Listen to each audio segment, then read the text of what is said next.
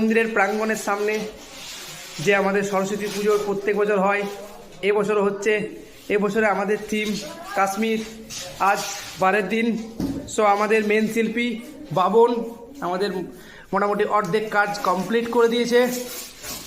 আপনারা দেখতে পারেন আমাদের সেই সব কাজ, দেখতে পারেন আমাদের সব ছেলেরা মন ভরে করছে।